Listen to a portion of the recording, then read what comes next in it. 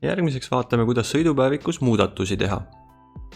Selleks valige aruannete alt sõidupäevik, vajutage täitma ja valige teekonnad. Teeme siis töölauaga natukene suuremaks, et me näeme, et iga sõidu taga on siis kirjutatud staatus ja hetkel on kõik töösõidud. Oletame, et teie autojuht soovib siis esimese sõidu taga olevat staatust muuta, et tegu oli tegelikult erasõiduga ja ta soovib selle siia kirja panna. Selleks on siis 2 moodust. Esiteks saab eksportida siit Exceli faili enda arvutisse ja muudatus teha siis juba enda arvutis. Teine võimalus on siit ülevalt rakenduste alt valida sõidupäevik ehk siis inglise keeles driving logbook ja valida siis see kuupäev, mille kohta soovitakse seda muudatust teha. Meil oli siis see 29. kuupäev.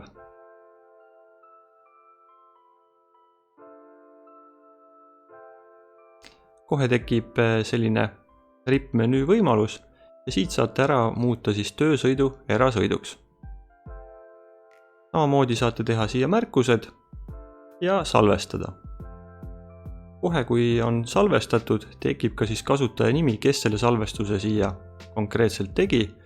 Kui teie autojuhil on eraldi kasutaja nimi parool, siis tekib teie autojuhi kasutaja nimi siia ja on täpselt näha, millal ta selle muudatuse on teinud, kuupäev ja kellaaeg.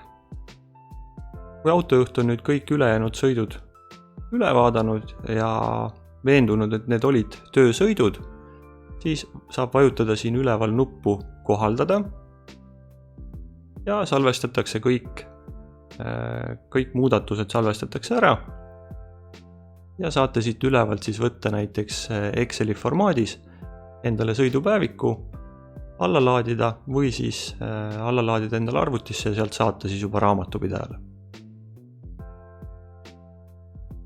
Meeldivat kasutamist!